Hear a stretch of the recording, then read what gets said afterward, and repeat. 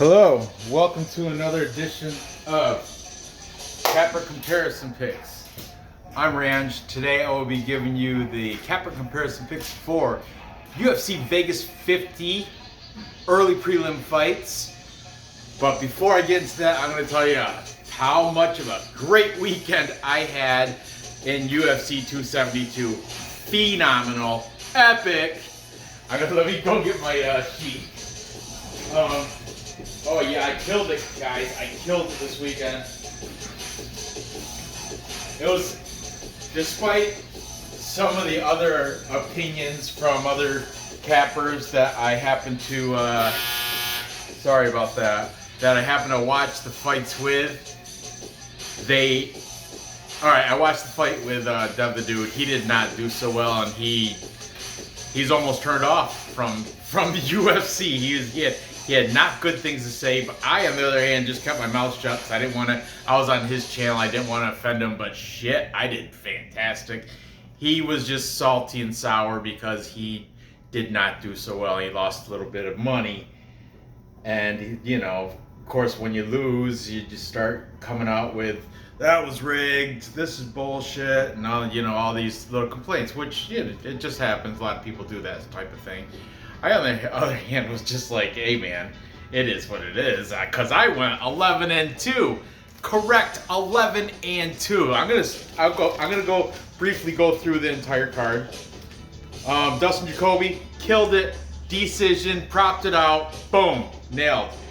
Then one of my only two losses, I picked Devontae Smith, and Ludwig Klein came and surprised me, coming in at short notice and taking care of Devontae Smith from now on out. I'm gonna probably fade Devontae Smith. I did not like his. I was very disappointed in Devontae Smith. King Cage was a disappointment. Then picked Tim Elliott by decision in the green. Big one. That was a big one. Nice plus money there. I think I got him at plus 190. Fantastic. Then, of course, Umar Nurmagomedov. Picked him by submission. Caught that one. I did throw a hedge bet on Brian Kelleher, but it was just a hedge bet. I didn't think he was really going to win, but I did it just in case, But, so, my first sheet, I didn't get that parlay, but I did 1, 2, 3, nailed 3 props right there. I don't know if you can see it. So I nailed those 3 props. Decision, and sub for Nurmagomedov. Then I'm moving on. I had, the Iron Lady, Marina Moroz. If you watched the live stream with BC Dave and Mbe, Mbe and I were all over Marina Moroz, over that, the crackhead Maria Agapova. I don't want to call her crackhead, but I'm just saying, I no disrespect to Maria Agapova. You do what you like, baby. Hey, you want to sniffing and smoking and snorting and all that good stuff? Hey, whatever works for you. But anyway, I took Marina Moroz only because the whole Ukrainian thing, and the face-off, she just looked intense, and her resume prior coming up to this fight, I don't think she should have been the plus money underdog, and I'm glad she was, because boom, that paid out. I propped these girls on the way out, and I did prop her. I wrote on here decision, but I propped her inside the distance. After watching the face-offs, by that time it was too late to change my Tapology pick. I could have probably changed it, but anyway, I took the prop bet on inside distance, and that was plus 580, I think. It was something crazy inside the distance, and she came through for me. God bless you, Marina Moroz. Mwah! Fabulous on Moroz. Then had a t-shirt bet against Dave. I took Nick Negumeriano. He was taking Cannetti as Nchukwi, and I propped that out by decision. Bam! Won the t-shirt and the decision. Dave, I hope it's in the mail. No rush, buddy. I know. Oh my God, I gotta turn that off. Sorry.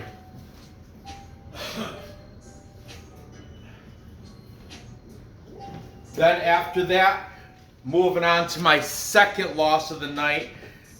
A tough decision loss for Xiaonan Yan. That was my only other loss. Marina Rodriguez deservedly got that decision, but it could have. I was still at the end. I was still rooting for Yan. I was like, it could happen. I mean, I scored it very close. I think. Marina. I did ended up like giving it to Marina, but I was just hoping for kind of like a robbery or something for Yan, because I was thinking maybe she'd get that alpha male extra vote for the Uriah Faber. I forgot what the guys in the chat were calling it, but it's a thing. Alpha male does have something. He's like, the judges like alpha male and Uriah Faber. But then here's where I started really kicking ass. Jalen Turner, TKO round 2. Picked him over Jamie Malarkey. Sergey Spivak, TKO ground pound round 1. Picked him to finish off Greg Hardy. And Kevin Holland, TKO round 2. That was my t-shirt over hoodie bet, because Dave's like, oh, I'll take Alex Oliveira, but I'll get a hoodie, you get a t-shirt if you win. Yeah, so I won 2 t-shirts off Dave yesterday. Fabulous. Thank you, Dave. I appreciate it. But even better than that, bam, won that all green. I told you I parlay these things right after I make the show. All green, hit that one, cash it. And then finally, moving on, I took Bryce Mitchell by decision. It was Dev the Dude was pissed. He was like, this is such a bullshit fight. All he's going to do is... I told ya, it's going to be a decision because he's going to wrestle fuck him the whole time. He's just going to lay on him and control it and get the decision by ground control using his wrestling. That's his path to victory. But Dev the Dude did not like that. He wanted more action. He totally disrespected Bryce Mitchell, calling him a can. I'm like, how's he a can? He's 14-0, and he just beat Edson Barboza. How can you... I didn't want to get an argument, though, because like I said, I was showing respect. I was on his channel. He invited me on as a guest, so I'm not gonna, I can't go into full debate mode. But for real, thank you, Bryce Mitchell, for being such a big heart on that guy too, from Arkansas. I gave like half his. He wanted to give half his purse to like a children's charity, but then Dana stepped up. It's like, you keep your money, buddy. We'll give $45,000 to that charity for you. Then Bryce was like, well, I'm still going to give him some of my money anyway. But, God, he's a good guy. Good guy, Bryce Mitchell. I listened to a little of his rap on during the live stream Friday. That's not bad either. It's not great or anything, but it's okay for Thug Nasty, little Thug Nasty rap. But I propped that out. Decision. Bam. Cash it. Then I took RDA. That was my lock of the entire card, only because Renato Moicano was coming in short notice. He had the jet lag, 4 days notice, wasn't ready for a 5-round fight. He shocked me, though. I sprinkled RDA in rounds 3, 4, and 5. I was like, he's gonna finish him one of these in round 3. And there was a couple spots where it could have been stopped. Maybe if it was Herb Dean, he would have definitely stopped it. But whoever it was, I forgot, Chris Tione maybe. I forgot who the ref was, but he didn't stop it. He let it go and let Renato Moicano get the shit beat right out of him. But the crazy thing was, round 5, he was coming back. He was swinging. I was like, what? What is he doing? What is this guy? He just got the shit kicked out of him for 4 rounds. Now he's going to come back. Dude, full respect for Renato Moicano. Tough SOB that guy is. But anyway, RDA got the decision there. That was my lock. Even though I picked him for a round 4 finish. And finally, Colby Covington. That was another... Dev was salty because he picked Jorge. And he, I told him, I'm like... Kobe's got the wrestling superior. His wrestling's on a whole nother level. That's why they even brought him down to ATT to learn wrestling. Like Jorge Masvidal was learning wrestling chops from Colby. And now you think he's going to be able to compete? And I was like, dude, you're going to get disappointed again. It's going to be another kind of a wrestle fucking boring thing. But Colby will get the decision victory, uses wrestling, propped it out, decision. There's another full green thing. And as you can see, 11-2. I did make a couple. I did an 8-fight parlay for $10, and I used three different books. I used Bet Online, I used Draftkings, and I joined a new one Saturday morning, Caesars Sportsbook. And Caesars Sportsbook, because I was going through Instagram, I saw a promo. I was like, oh, bet $20, get $300 free play, and I was like, fuck yeah. So I deposited $100. I used a couple of those. When it says $300 free play, you get 6 $50 bets for free. And I used a couple of those throughout. I was like, screw it, it's free money. And now my $100 right now, Caesars, that $100 deposit is now sitting at $860. My Bet Online, I started the Saturday morning out. I think it was roughly about between $350, $400. I think it was like $370 in the morning, before I made my degenerate soccer bets. When I went to sleep after UFC 272, it was at $1,940. I love it. And finally, Draftkings. That one was already at like 500 and something by the end of the night. Right now, it's at, I want to say 920.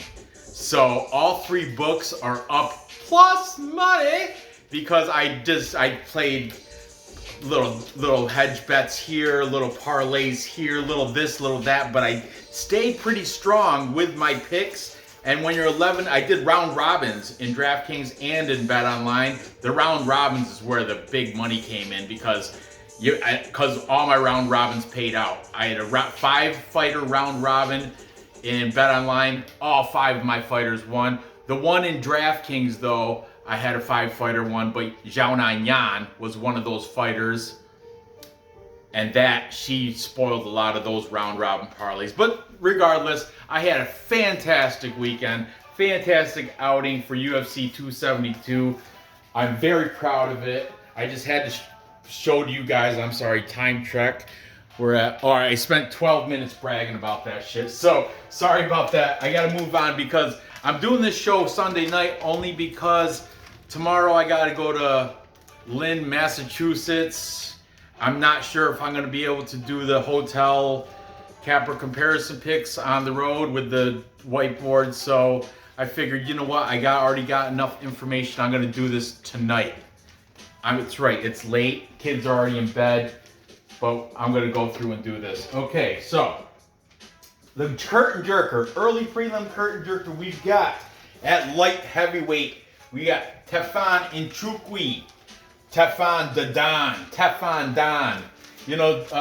50 Cent, he used to call himself the Teflon Don, because Teflon is got the bulletproof vests are made out of Teflon.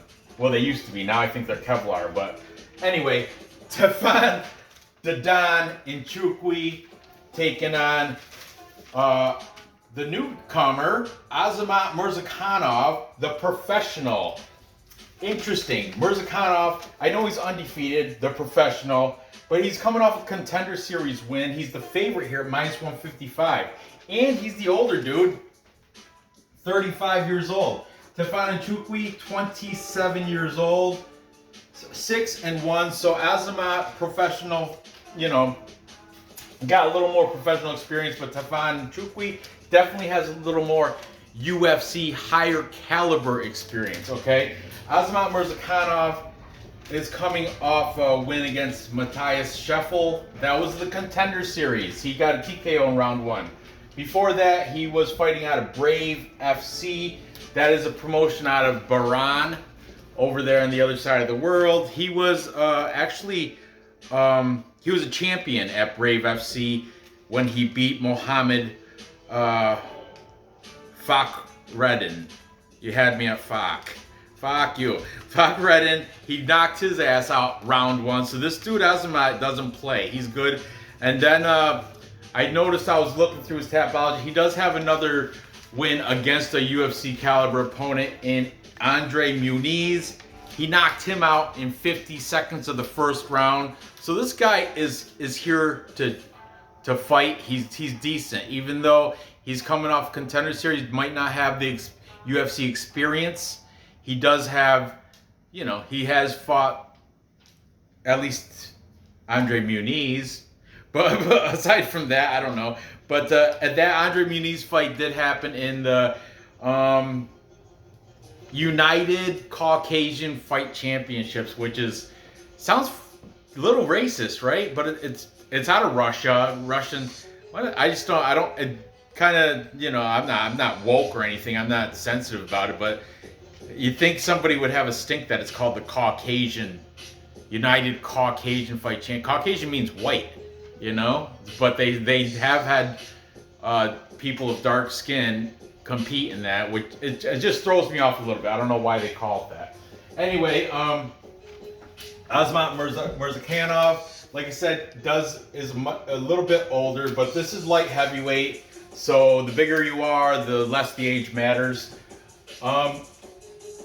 He fights out of the K Dojo Warrior Tribe. That is in Fairfield, New Jersey, but that is a predominantly Russian gym. There's a couple other Europeans in there, but the most everybody listed on Tapology is Russian. There's a couple Americans, but they have like Islamic or Muslim type names like Abu and Hassan. I don't know, but check it out. Most of them are Russians over there at K Dojo Warrior Tribe. Alexander Yakovlev, he's one of those guys. He's a UFC experienced guy, and he fights out of there. Interesting thing, Murzakanov was that championship, or that Brave FC, when he was holding the championship belt over there, that was a heavyweight belt. So Murzakanov is coming from heavyweight, where Tafon Nchukwi is actually coming up from middleweight, and this is a light heavyweight fight, 205.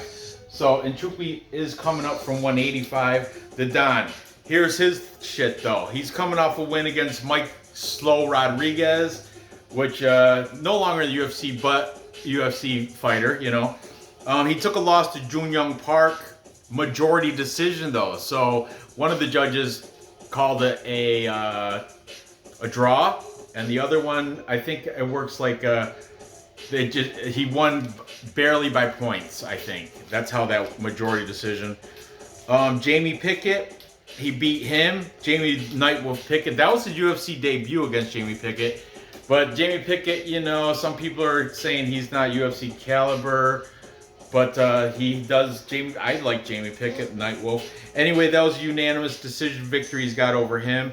Prior to that, he had a win in the Contender Series against Al Matavo, head kick round 2, and he beat William Knight, which is a good one. TKO round 1, that was during his CFFC Cage Fury days, which Cage Fury, big promotion down in Philadelphia, and I am a big fan of the Cage Fury promotion. I think it's probably one of the better regional promotions that you can fight out of.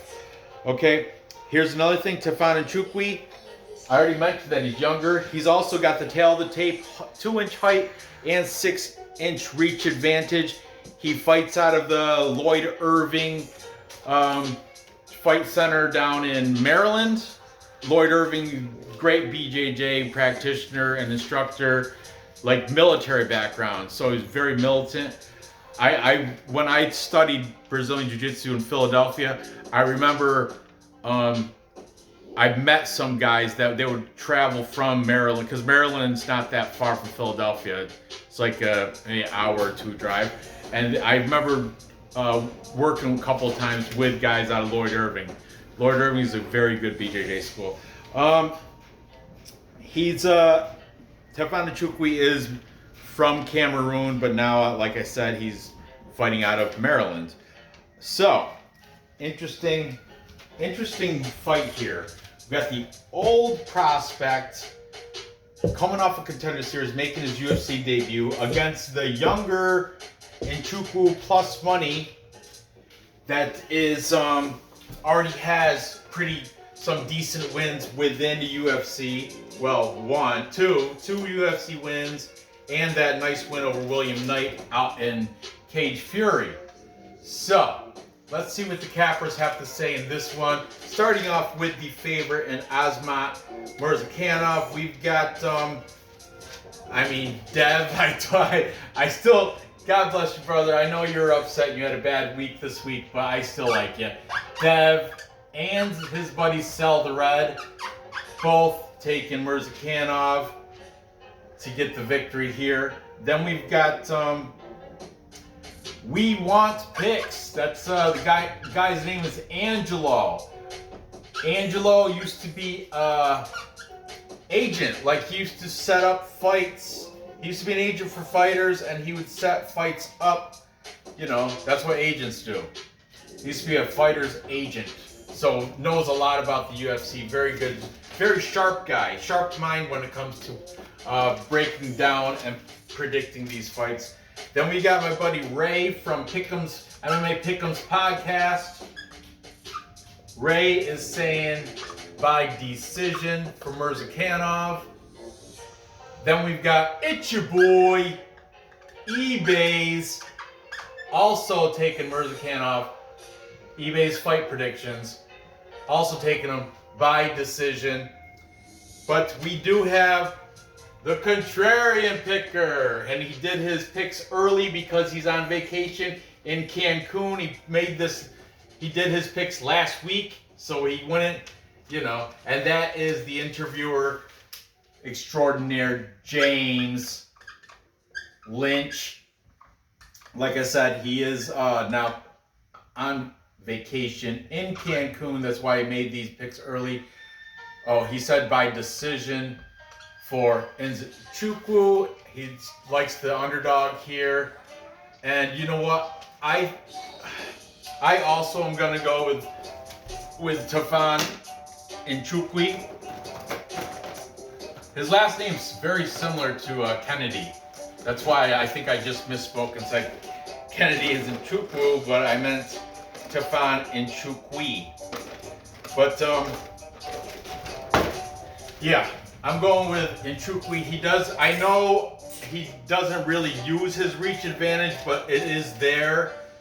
And I like he's got Lloyd Irving, BJJ. I like that.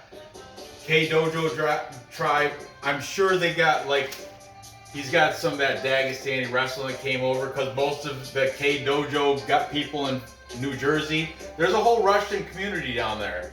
And I'm sure they have their bases at Dagestani wrestling. Murzakanov undefeated, coming down from heavyweight, and Nchukwi coming up from middleweight. So I think the cardio will also be on the side of Tafon Tafon Nchukwi. And I'm gonna go with the plus money underdog here to get it done. I think he's gonna get it done by decision using that Lloyd Irving BJJ, and he does, if he works on it, he has let's see, no, his wins are, he does have a head kick win in the Contender Series, and he took out William Knight TKO round 1.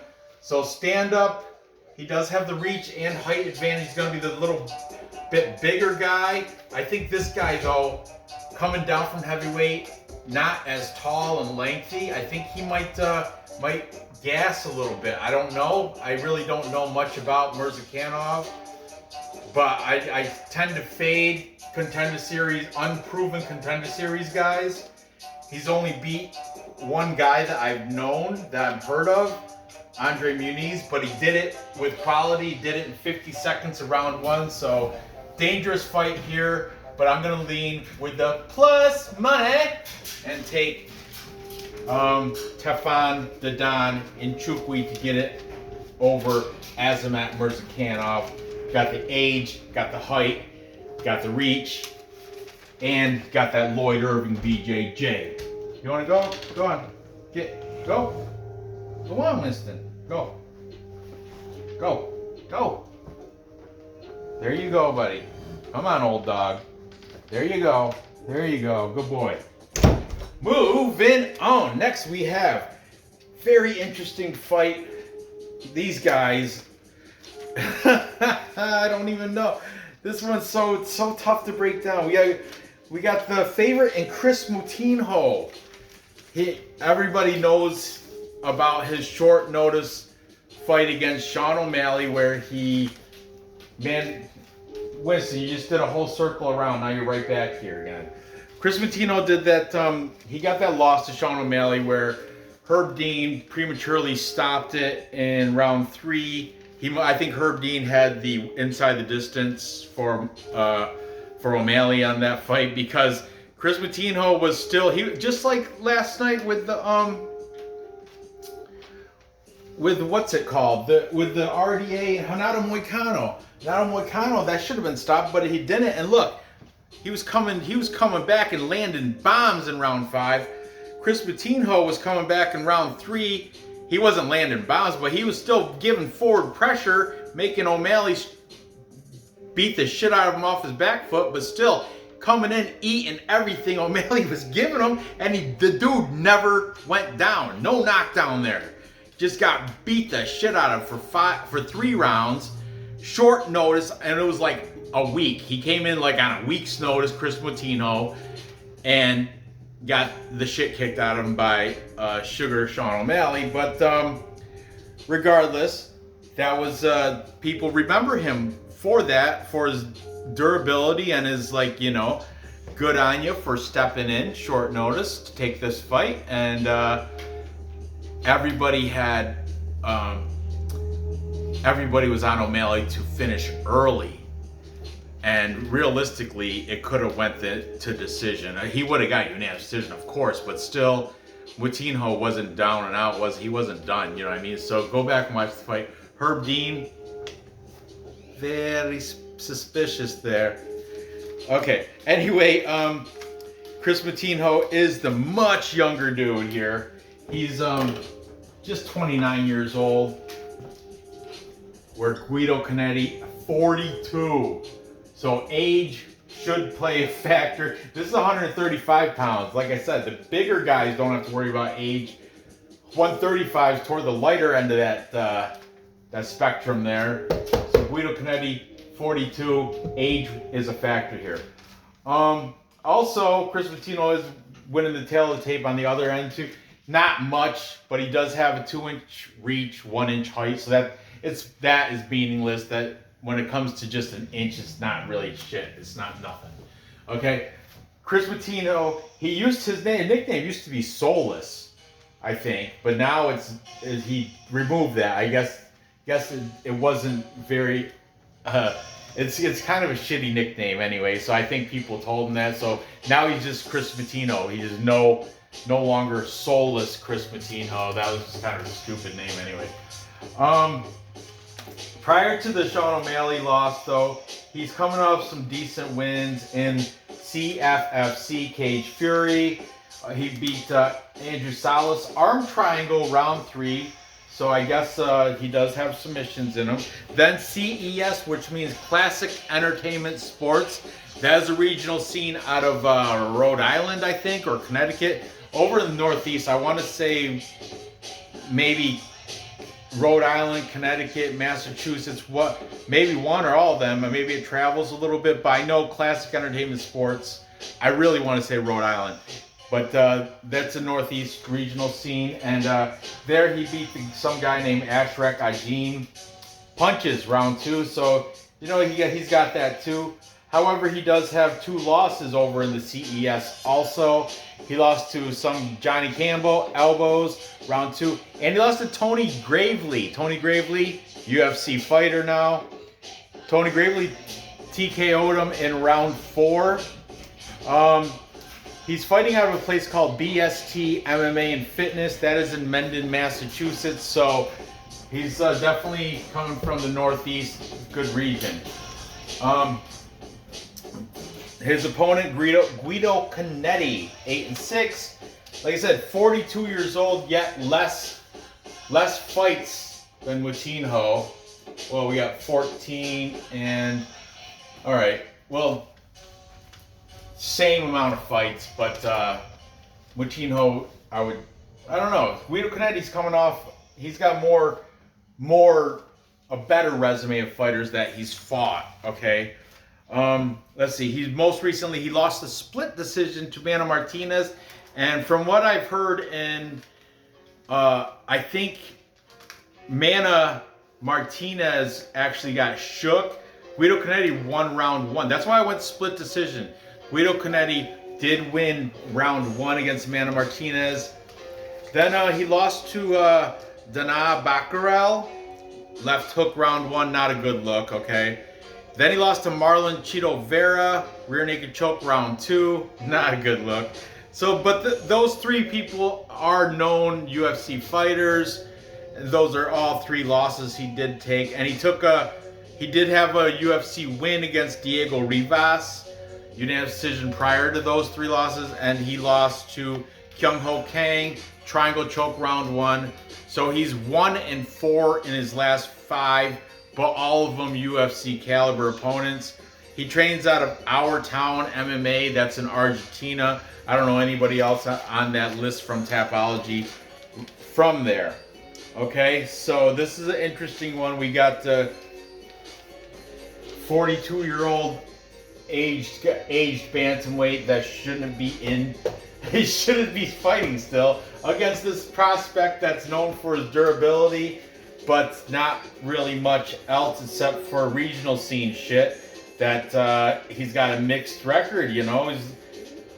What I'm saying, he's 2-3 in his last 5, and so aside from that Sean O'Malley, he does have 2 losses in the regional scene, CES. So take that for what you will, against the guy that has experience in the UFC. So I don't know. This one I'm really on the fence about. Let's see what the cappers have to say in this one. Starting with Kris Moutinho, minus 140 favorite. We've got Angelo from We Want Picks. He's saying he likes the durability of Moutinho, so that's why he's going to go with that side. Cannetti does have some sort of he's somewhat of a glass jaw, you know. He's kind of chinny. Dana Baccarel took care of him round 1. The other ones, though, submissions. He's kind of, and Kris Moutinho can submit. Like I said, that CFFC, his last fight there, he won by arm triangle, so he does know how to submit people. Oh, interesting. Then jumping over here, we've got Ray from MMA Pickles Podcast.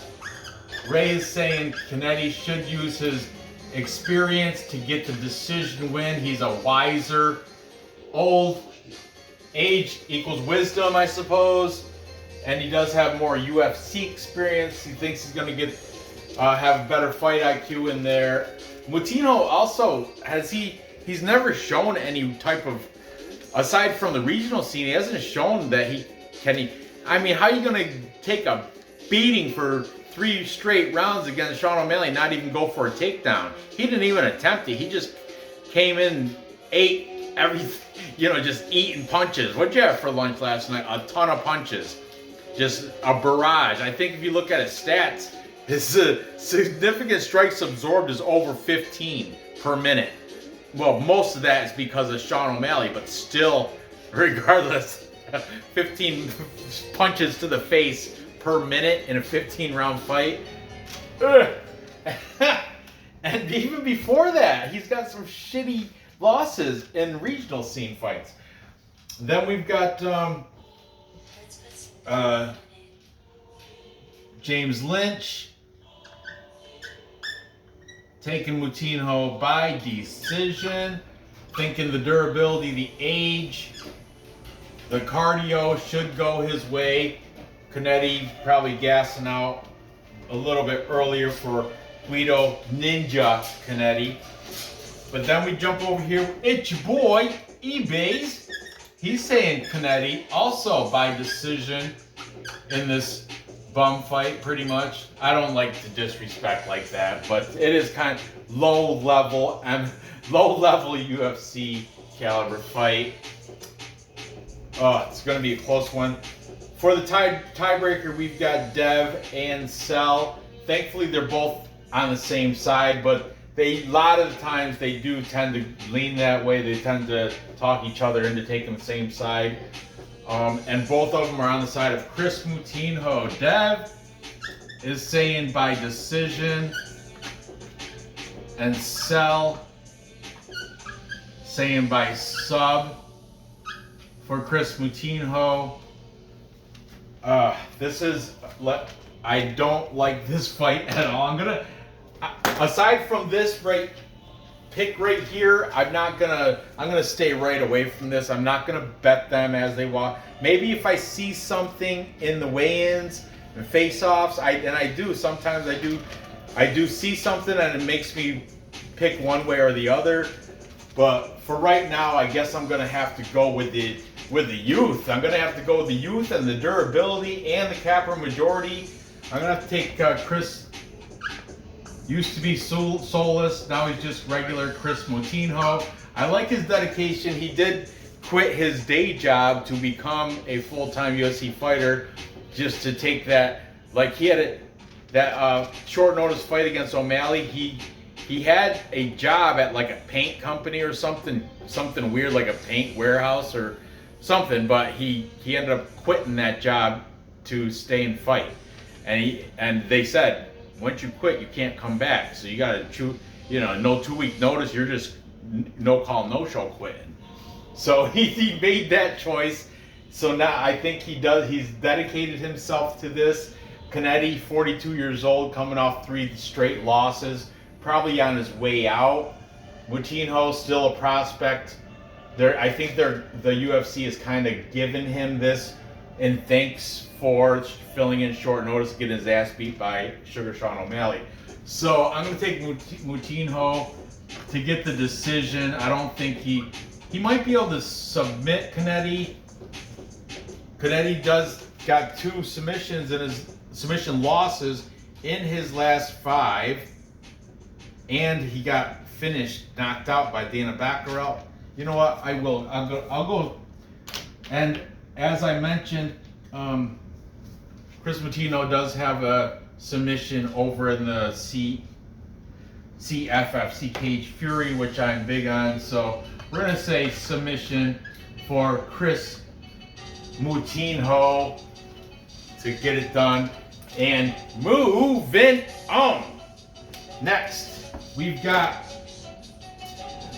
the middleweight fight between Cody Brundage and Dulcha Lungiambula. This is another interesting one. I don't know. This card, this UFC Vegas 50 is so much harder to choose than UFC 272. So, I mean, a lot of these fights look at them. They're all nothing yet is a wide line. They're all closely lined. Okay, so we've got Cody Brundage. Plus 105 underdog, slight underdog, 27 years old, taking on Dulcha Lungiambula, slight favorite, minus 125, 34 years old, but middleweight fight, age isn't that much of a factor like this one, bantamweight. So anyway, let's talk about the slight favorite first. I like to do favorites first. Dolce Lungiambula, 11-3 as a professional. Champion is his nickname. He's coming off a loss to Marc-Andre Barriault, unanimous decision loss. Before that, he beat Marcus Perez, no longer in the UFC. I think he's down like Bellator maybe, the Joker there. Before that, he took a KO, round 3 KO loss to Magomed Ankalaev, but that's not a bad loss. Magomed Ankalaev is decent, is good. Obviously, isn't he headlining this card? Man. Oh, sorry. Pretty sure he is. Yeah, so not a bad loss to take there. It's weird how they put these fighters in that have beat or lost to people that are also on the card. Like when they see each other at the UFC Performance Institute, do they wonder if they like already blew through that guy? I wonder if they like, you know, make side comments or anything. It's just I'm curious to that. But prior to that, he beat Daquan Townsend ground and pound round 3 for Lungiambula. Daquan Townsend also no longer in the UFC. And that was his UFC debut, but he did take care of business, ground and pound round 3. He was Dulce Du Mondo. This is a middleweight fight. He was a heavyweight champion over in EFC. EFC is a South African regional scene. Sel the Red knows all about that.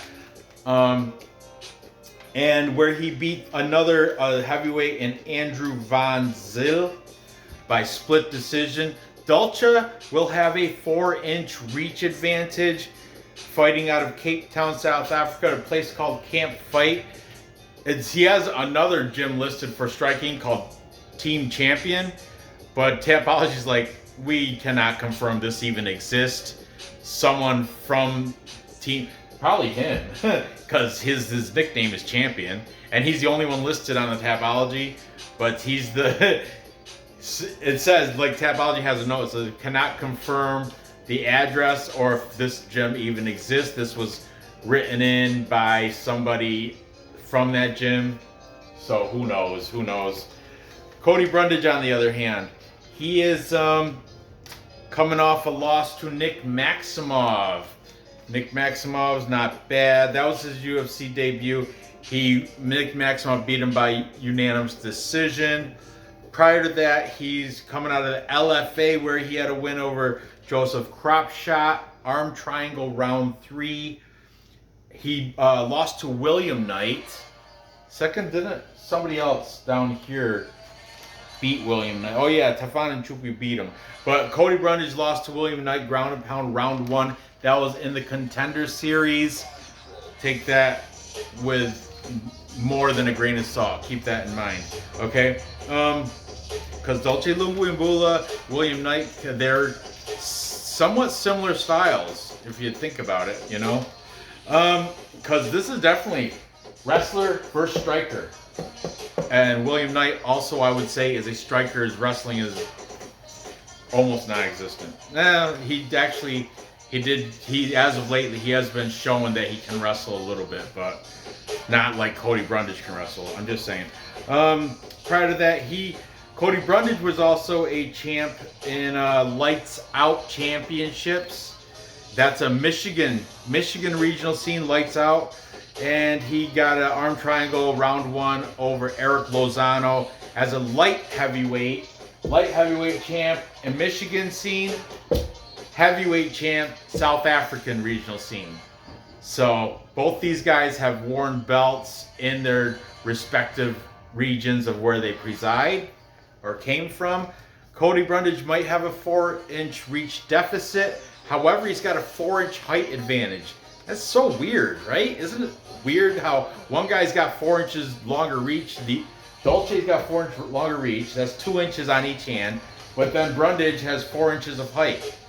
Odd. But Brundage, this is a key in my determination. Brundage training out of Factory X Muay Thai with Anthony Lionheart Smith and Dustin the Hanyak Jacoby, who is just coming off that win over Michael Olasechek yesterday. So I like that. Whereas in Dulce Lungiambula is making shit up on Tapology, saying he's training out of the Champions Gym, which Tapology's like, I don't even know if that's real. So I don't know. I'm just saying that for me, that sticks out. I know Cody Brundage is over at Factory X Muay Thai, and I know he's training with Dustin Jacoby and Anthony Smith. I don't know where Dulce Du Mondo is training out of. So, going to be a very interesting fight here. That's why it's very closely lined. Let's see what the cappers have to say in this one. Taking the slight favorite first, we've got it's your boy Ebays. Ebays is taking Dulce Lungiambula by decision. Then we've got James Lynch.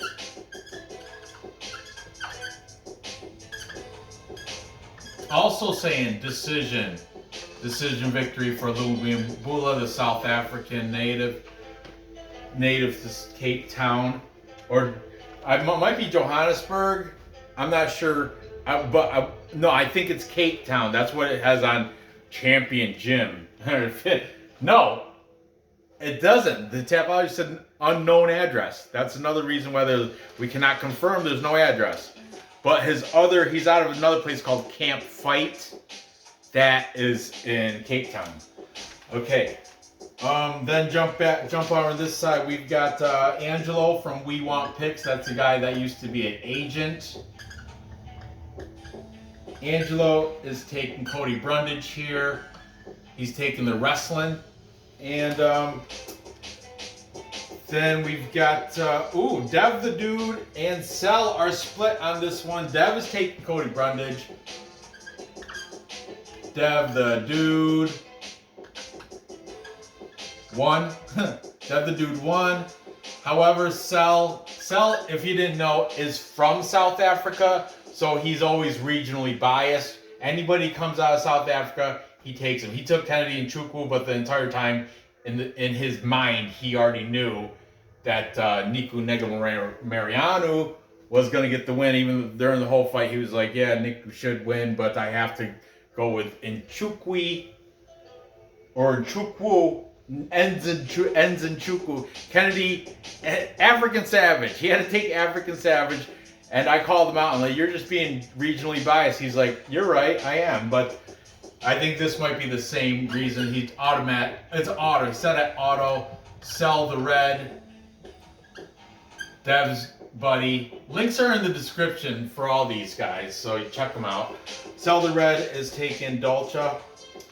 Then we've got finally James Lynch, and which side is he taking? He's going with the more experienced fighter here in Dulce Lungiambula to get it done by decision.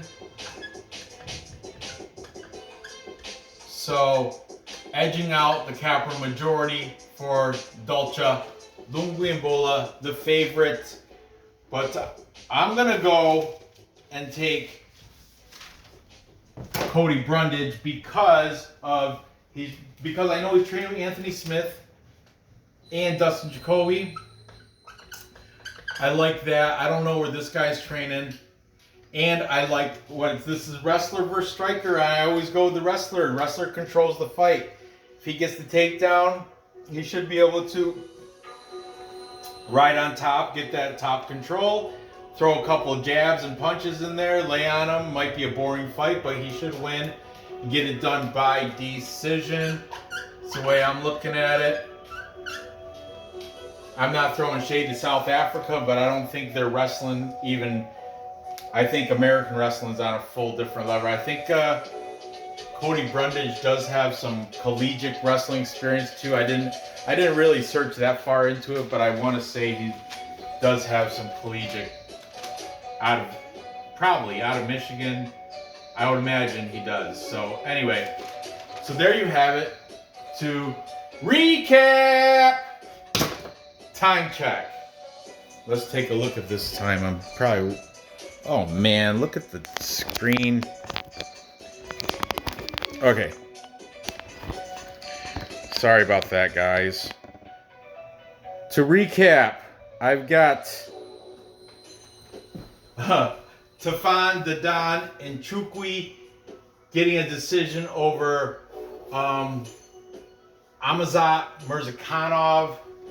Azamat Murzakanov, using his his UFC experience, getting the decision. Murzakanov Murzakanov. You had me at can because that's all you beat is cans. That and Andre Muniz. But I have Nchukwi getting the victory there. Then I've got Kris Moutinho. I could still flop the other way, but I'm taking the youth at a bantamweight fight. You can't be still competing that competitively at 42. I think the UFC is serving him a thank you fight, a victory for Moutinho. I think he's going to get the submission. He does have submissions on the regional scene, and Cannetti's been submitted twice in his last 5 fights. So I'm going to go Moutinho sub. And finally, I'm taking Cody Brundage because of his factory Muay Thai training partners, Dustin Jacoby coming off a fresh hot win, and Anthony Lionheart Smith. Whereas in Lungiambula, the older gentleman without wrestling, training out of who knows where, I'm going to take Cody Brundage to get that done. So there you have it. Gather the info. Place those bets. Cash those tickets. I really appreciate you watching. Give me that thumbs up. Go ahead and fill the comments with who you think is going to win these early prelim fights. I will try to do a video out of the hotel tomorrow. But if not, I'll have to hit you on Tuesday. That's why I'm doing these early. I will eventually cover every fight on this card. So thanks for watching. Good luck on your bets. And I will see you next time. Man, what's up with my camera holder? But thanks for watching. Later.